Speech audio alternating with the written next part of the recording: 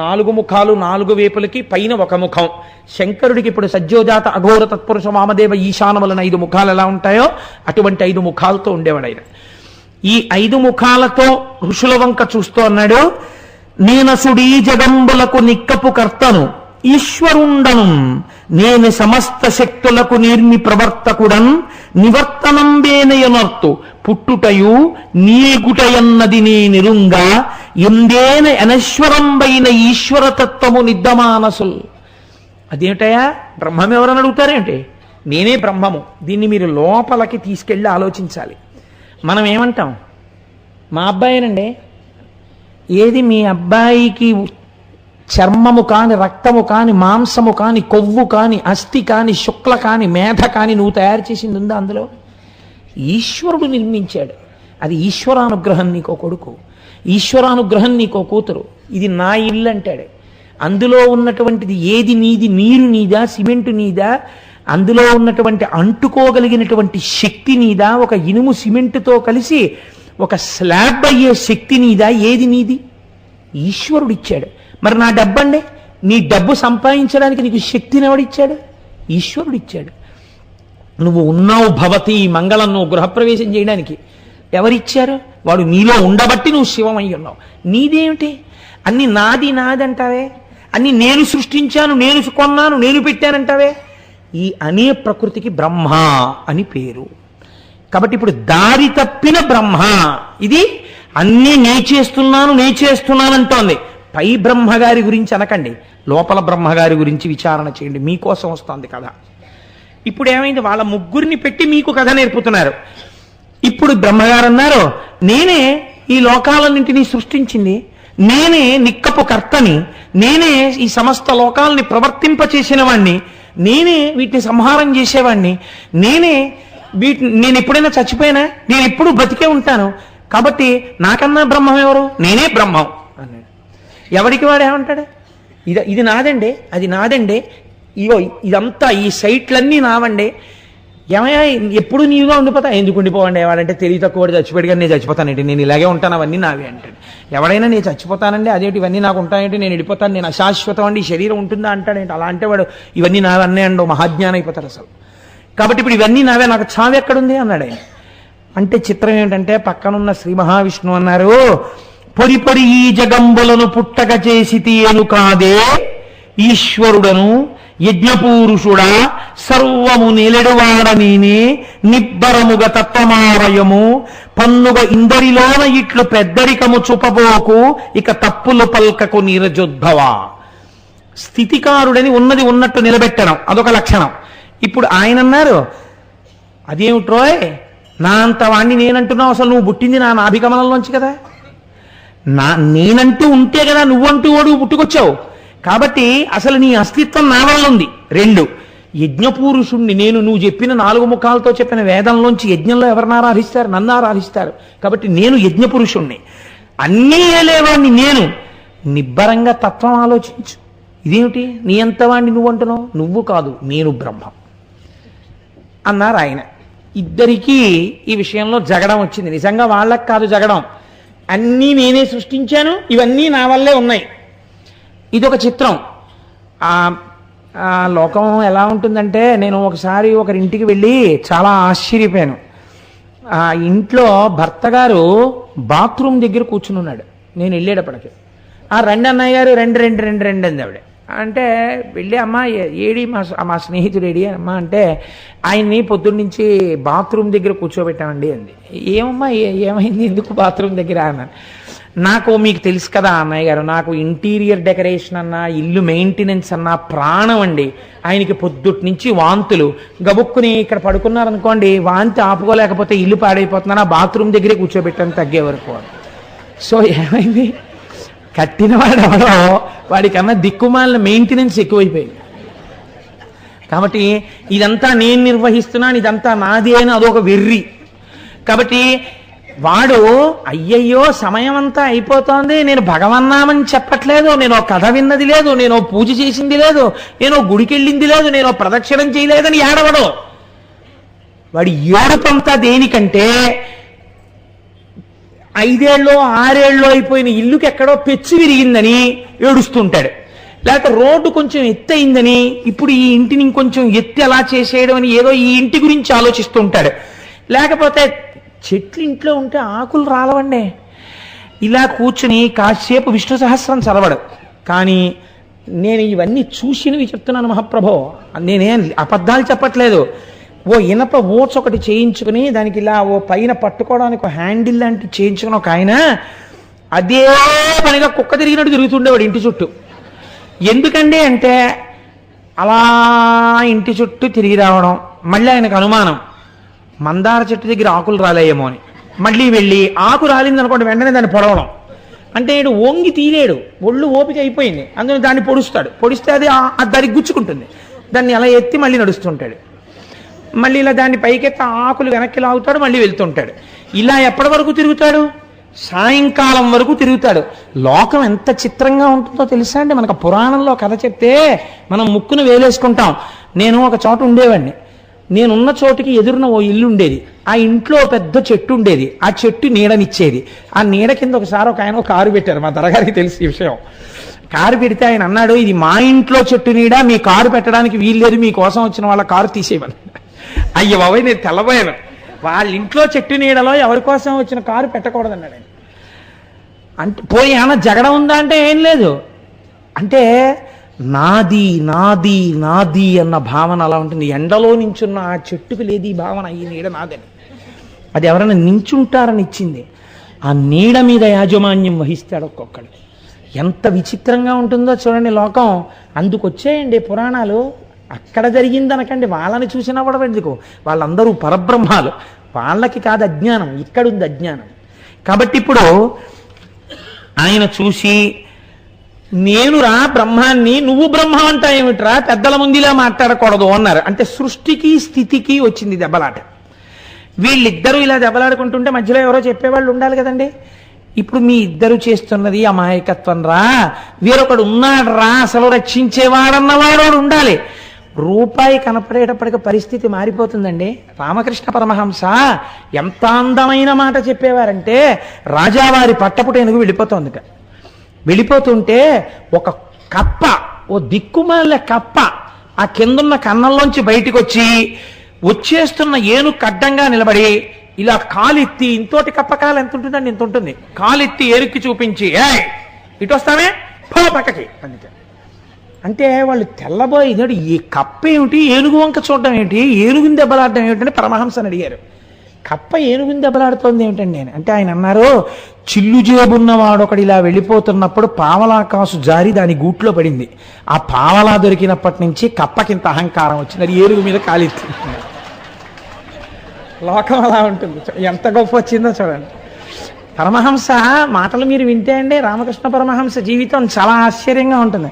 ఆయన ఒకసారి గంగానది పడవ మీద దాటుతుంటే అవతల పడవ మీద ఒక ఆయన కూర్చునుంటే పరమహంస తన శిష్యుడితో కలిసి దిగుతూ పడవ అన్నారు, ఇప్పుడు చూడు ఆ పడవ మీద కూర్చున్నటువంటి వ్యక్తి నా దగ్గరికి వచ్చి, ఓ ఠాకూర్ ఎలా ఉన్నావు అని అడుగుతాడు చూడన్నారు. ఈయన 4 అడుగులు వేసేటప్పటికి ఆ వ్యక్తి వచ్చి షేక్ హ్యాండ్ ఇవ్వబోయాడు. Hello Thakur, how are you, ఎలా ఉన్నావు, నువ్వు బాగున్నావా అన్నాడు. బాగున్నానండి మీ దయ వల్ల అని పరమహంస వెళ్ళిపోయాడు. మీరు ఈ విషయం ఎలా చెప్పగలిగారు అని అడిగాడు ఆయన. నీకు జ్ఞాపకం లేదా, ఇతను అస్తమానం మనం ఉన్న ప్రాంగణం దగ్గరికి వచ్చి సాష్టాంగ నమస్కారాలు చేసి, నాకు ఈ దరిద్రం పోయేటటువంటి స్థితిని చూడండి అని నమస్కారాలు చేసేవాడే, వీడికి లాటరీ తగిలి కొంత ఐశ్వర్యం వచ్చింది కాబట్టి ఇప్పుడు వాడు నన్ను నమస్కారం చేయడం మానేశాడు. వాడు నాకు షేక్ హ్యాండ్ ఇచ్చి hello Thakur how are you అంటాడు. వెనక డబ్బు ప్రభావం. కాబట్టి ఎక్కడదండి కథ, అక్కడదా ఇక్కడదా, ఇక్కడి కదా అక్కడదిగా చెప్తారు. అందంగా చెప్పడంలో గమ్మత్తు అక్కడుంది. ప్రతిబింబం నచ్చలేదనుకోండి, మీ ప్రతిబింబం దేని దిద్దాలి, బింబాన్ని దిద్దాలి. ప్రతిబింబం బాగోలేదని అద్దంలో కనపడిన దానికి బొట్టెట్టి ఉపన్యాసానికి వస్తే మీకు బొట్టు ఎక్కడ ఉంటుంది? మీరు బొట్టెట్టుకుంటే ప్రతిబింబానికి బొట్టు ఉంటుంది. మీరు ఈ కథ విని మీ బింబాన్ని దిద్దుకోవాలి, అది ప్రయోజనం. కాబట్టి ఇప్పుడు ఈ సంగ్రామం జరుగుతుంటే మనం ఎందుకు చెప్పడం, వేదాల్ని పిలుద్దాం, వేదాలు చెప్తాయని ఋగ్వేదాన్ని పిలిచారు.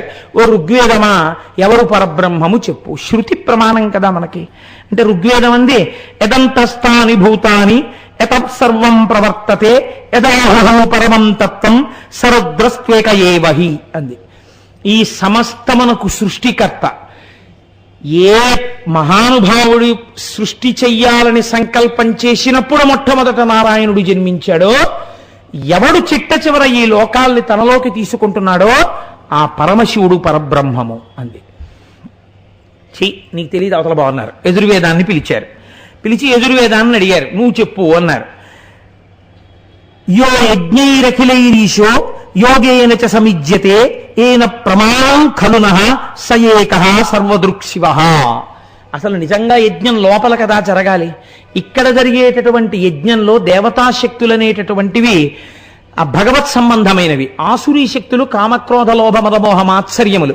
ఇవి పోయి ఈశ్వరీ శక్తులు రావడానికి జ్ఞానము మహేశ్వరుడిస్తాడు. కాబట్టి ఆ యజ్ఞమునందు జ్ఞానయజ్ఞమునందు ఆరాధింపబడుతున్నవాడు కనుక పరమశివుడే పరబ్రహ్మము అని యజుర్వేదం చెప్పింది. సామవేదాన్ని పిలిచి అడిగారు.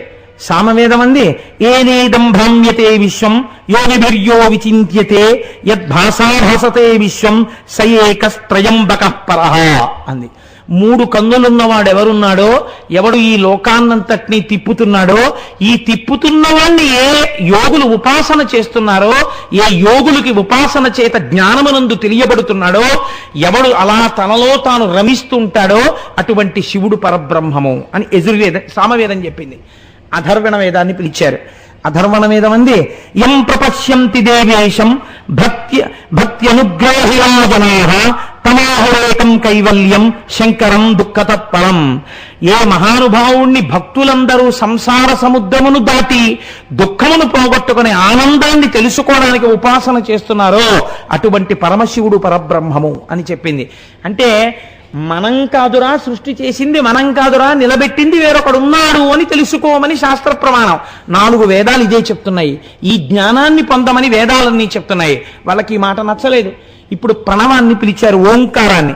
ప్రణవం పిలిస్తే ప్రణవం అంది, ఎవడు నిరంతరము శక్తి స్వరూపంతో క్రీడిస్తుంటాడో, శక్తి ఆయనను విడిచిపెట్టి ఉండదో, శక్తీశ్వరులై వారున్నారో, అందుకే యనమదురులో ఉన్న ఆలయానికి శక్తీశ్వర దేవస్థానం అని పేరు. అటువంటి శక్తీశ్వరుడై శక్తి ఆయనతో ఆయన శక్తితో విడివడకుండా కలిసి ఉంటారో అటువంటి వాగర్ధావివ సంప్రక్తమైనటువంటి ఆ పార్వతీ పరమేశ్వరులు ఉన్నారే, పార్వతి వామార్థ భాగమనందున్న శంకరుడే పరబ్రహ్మము అని ప్రణవం చెప్పింది. ప్రణవం చెబితే వాళ్ళు అంగీకరించలేదు. అంగీకరించక మీ అందరూ దోషభూయిష్టమైన వాక్కులే మాట్లాడారు అన్నారు. అంటే మనం ఏమంటాం? కాదురా అబ్బాయి, వేదం వేరే చెప్తోంది, మన ప్రజ్ఞ కాదురా ఇదంతా. పరమేశ్వరుడన్నవాడొకడున్నాడు, పరమేశ్వరుడన్నవాడొకడున్నాడనడానికి మీకు ఒక్క ప్రమాణం చాలండి. ఈశ్వరుడన్నవాడు లేడు లేడు నేను బలవంతంగా కళ్ళు మూసుకుంటానన్నవాడిని తెరిపించే ప్రయత్నం చెయ్యక్కర్లేదు. ఈశ్వరుడు ఉన్నాడా లేడా మీకు ఒక్కటే ఉదాహరణ. మీరు ఒక గాలిబుడగని తీసుకొచ్చి ఒక చిన్న సూదితో, గుండు సూదితో ఇలా అనండి, ఇంత చిన్న రంధ్రంలోంచి మొత్తం లోపలున్న గాలి బయటికి వెళ్ళిపోయే ప్రయత్నంలో ఫట్ అని పేలిపోతుంది. ఈ శరీరంలో ప్రాణ అపాన వ్యాన ఉదాన సమాన నాగ కూర్మ కృకర ధనంజయ దేవదత్తములన్న 10 వాయువులు తిరుగుతున్నాయి. 10 వాయువులు తిరుగుతున్నటువంటి ఈ శరీరంలో 9 కన్నాలున్నాయి, 2 కళ్ళు, 2 ముక్కులు, 2 చెవులు 6, నోరు 7, మలద్వారం 8, మూత్రద్వారము 9. ఇది కాకుండా స్వేదరంధ్రాలు ఎన్ని ఉన్నాయో. ఇన్ని రంధ్రాలున్న శరీరంలో ఈ వాయువులు ఈశ్వరానుగ్రహం వరకు, ఈశ్వర శాసనం అయ్యే వరకు లోపలికి వెళ్ళి బయటికొచ్చి, లోపలికెళ్ళి బయటికొచ్చి జరుగుతుండవలసింది. ఆయన శాసనం అయిపోతే ఇంకొక ఊపిరి నీవు తీయలేవు.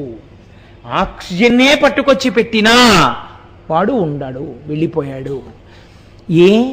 ఇన్నాళ్ళు ఊపిరి నువ్వు పీల్చుంటే చచ్చిపోయిన వాళ్ళు చేత కాక ఊపిరి తీయడం మానేశారా?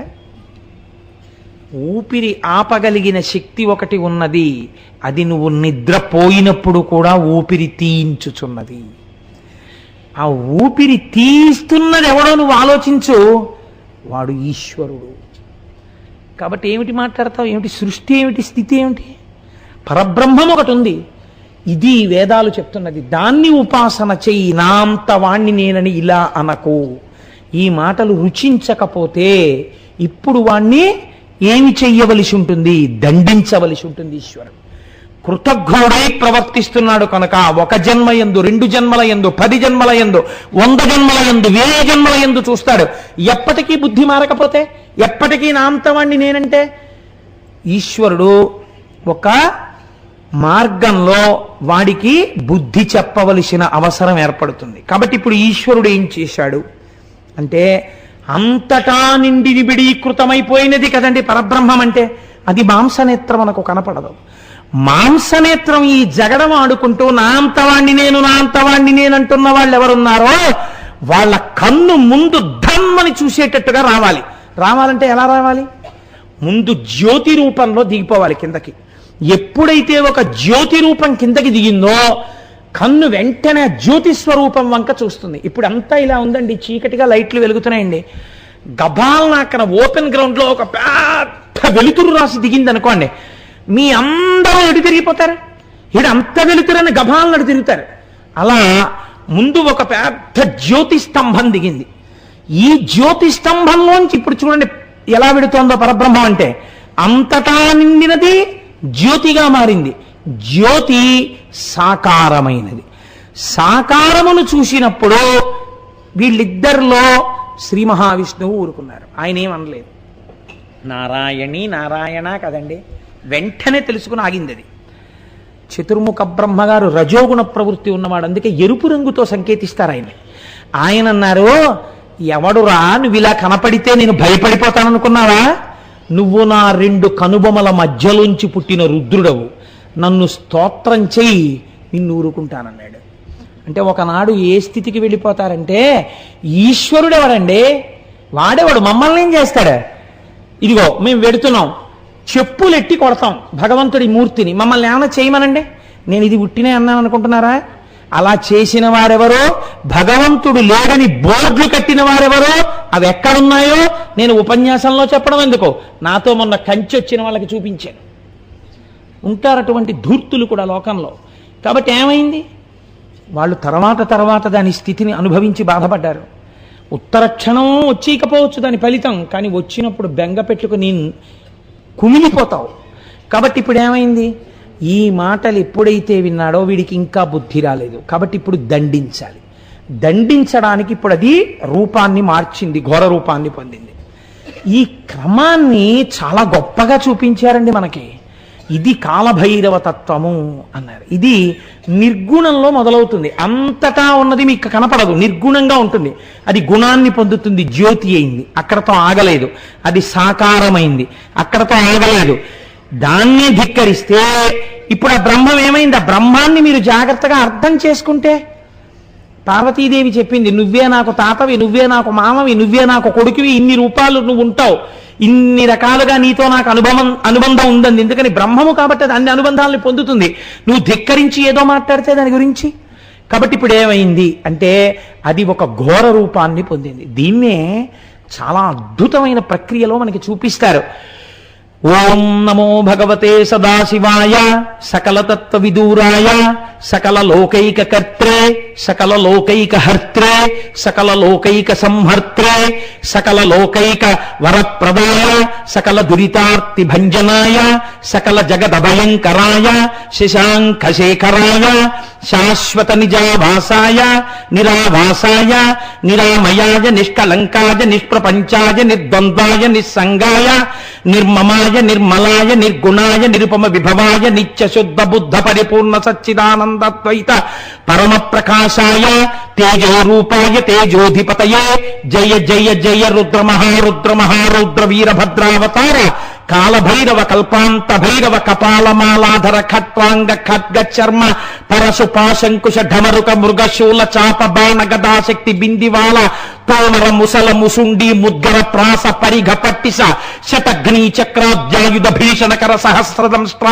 కరాళ వదన వికటాట్టహాస విస్ఫాటిత బ్రహ్మాండ మండల నాగేంద్రహార నాగేంద్ర వలయ నాగేంద్ర చర్మ నాగేంద్ర కుండల మృణ మృత్యుంజయ విరూపాక్ష విశ్వేశ్వర వృషభవాహన విష విరూపణ మాం రక్షయ రక్ష ప్రజ్వల ప్రజ్వల చోరాన్ మారయ మారయ మమ శత్రువునుచ్ఛాటయోచ్ఛాట శూలేన విదారయ విదారయ కూష్మాండ భూత భేతాల మారీగణ బ్రహ్మ రాక్షస గణాత్ సంత్రాసయ సంత్రాసయ మాలాభయం కురు విత్రస్తం మామాశ్వాసయాశ్వాసయ దుఃఖాతురం మామానందయానందయ క్షుతృషాక్తం మామాప్యాయాప్యాయ అమృత కటాక్ష వీక్షణేన మామాలోకయాలోకయ మాం సంజీవయ సంజీవయ నరక భయాన్ మాముద్ధరోద్ధర శివ కవచేన మామాచ్ఛాదయాచ్ఛాయ త్రయంబక సదాశివ పరమశివ నమస్తే నమస్తే నమస్తే నమః అని లోకం నిలబడిపోయింది.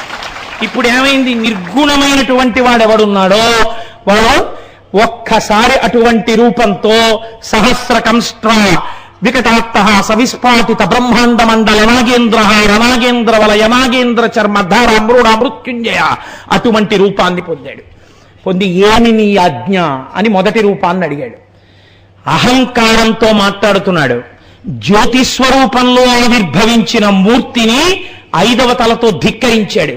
నా 5 తలలు వాడి 5 తలని లెక్క పెట్టాడు. గిల్లే 5వ తలంది. ఇప్పుడు ఈ స్వరూపం ప్రచండ రూపాన్ని పొందింది. దిగంబరమై 5వ తలని తన గోరితో గిల్లేసింది.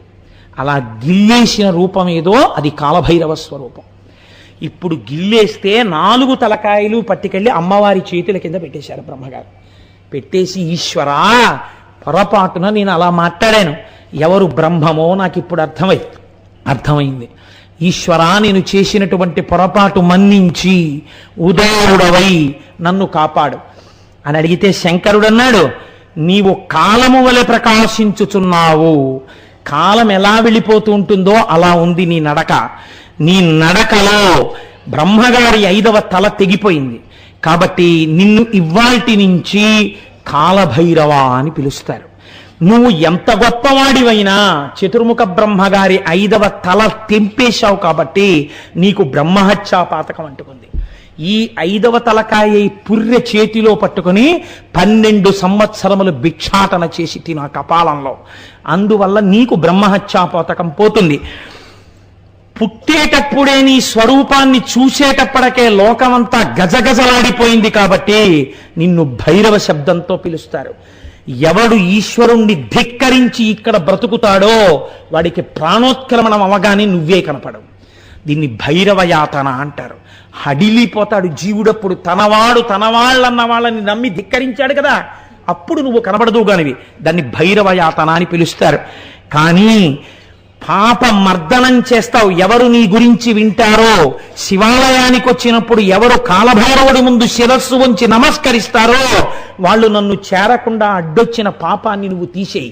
అలా తీసేసే శక్తి నీకు ఇచ్చాను కాబట్టి నిన్ను ఆమర్దకుడు అని పిలుస్తారు.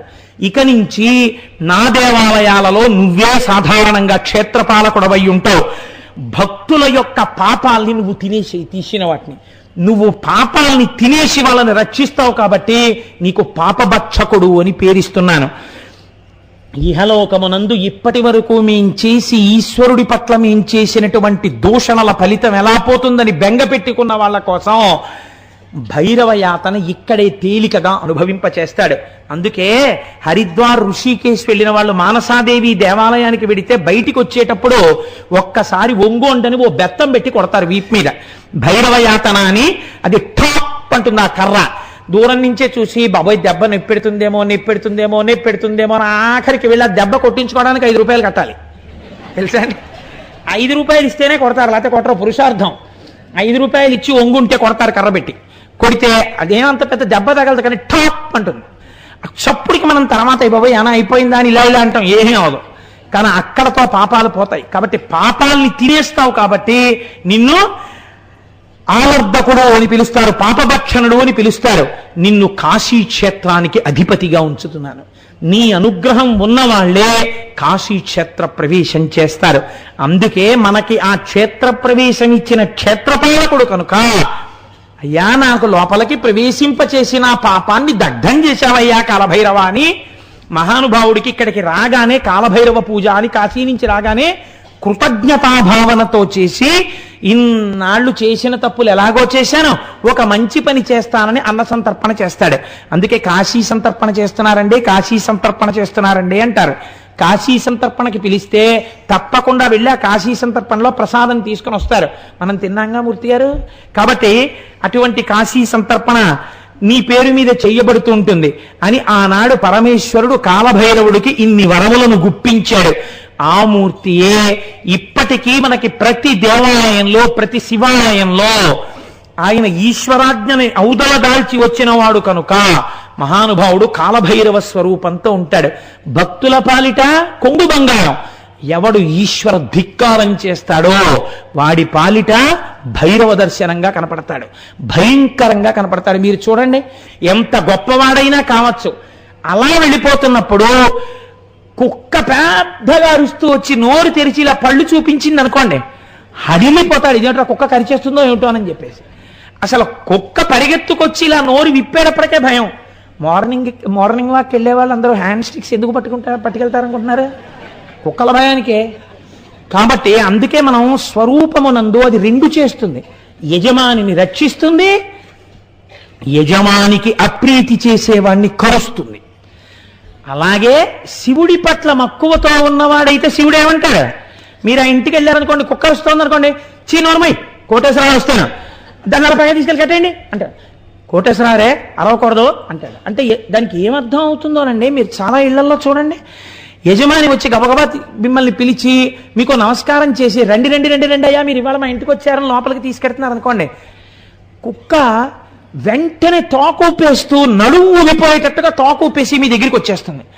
మా యజమాని ప్రీతి పొందినవాడు నాకు కూడా ప్రీతిపాత్రుడే. మరి ఇప్పుడు గేటు దగ్గర చూస్తే అరిచావు శత్రువు అని. అప్పట్లో నీకు నాకు ఏం ఫ్రెండ్షిప్? నేనేం బిస్కెట్ పెట్టానా? నువ్వు నేను చెలిమి చేశామా? అక్కర్లా. మా యజమాని నిన్ను పిలిచాడు, నేను పిలుస్తున్నాను. నువ్వు తప్పు తెలుసుకుని శివానుగ్రహం కోసం శివాలయంలోకి వస్తున్నావు, భైరవుడు తోకూపేస్తాడు. కాబట్టి ఏం చేస్తాడు? మీ పాలిట ప్రసన్నుడైపోతాడు. ఇలా మా పాలిట ప్రసన్నుడైపోయాడు భైరవమూర్తిని చెప్పడానికే ఆయన మెళ్ళో గారెల దండ వేస్తారు. అంటే మాంసం మినుము యందు ఎక్కువ ఉంటుంది కాబట్టి ఆయన్ని మాంసము చేత ఆరాధన చేసినట్టు ఓ గారెల దండ వేస్తారు. అది అటు ఇటు వెళ్ళి కింద పడేసుకుని ఆ గారెలు తింటుంది, లేకపోతే లేదు, వేరే విషయం అనుకోండి. అందుచేత కాలభైరవ స్వరూపంగా కాలభైరవాష్టకం పతంతి ఏ మనోహరం జ్ఞానముక్తి సాధనం విచిత్ర పుణ్యవర్తనం శోకలోభ దైన్య మోహ కోపతాపనాశనం తే ప్రయాంతి కాలభైరవాంగ్రి సన్నిధిం ధ్రువం. మీరు కాలభైరవాష్టకం చదువుతుంటారు కదా. కాబట్టి ఆ కాలభైరవ స్వరూపం అంత గొప్పది. అందుకే మేము కాశీ వెళ్ళి కాలభైరవ దర్శనం చేసుకున్నాం, మాకేం బెంగలేదనిపించుకోవడానికి రక్ష కూడా కట్టుకుంటారు, నల్లతాడు. ఇంకా మా జోలికి ఎవరూ రాలేరు అను తాడు కూడా కడతారు. కాబట్టి ఇన్ని రూపాలుగా ఆ కాలభైరవ స్వరూపం ఆనాడు ఆవిష్కరింపబడినది. ఎవరు ఈ కాలభైరవ స్వరూపం గురించి వింటున్నారో, భక్తితో ప్రణమిల్లుతున్నారో, ఒక్కసారి నమస్కరిస్తున్నారో అటువంటి వారు శివానుగ్రహాన్ని పొందుతారు. కాలభైరవుడు వాళ్ళని ఇబ్బంది పెట్టడు, వాళ్ళు సంతోషంగా ఉంటారు.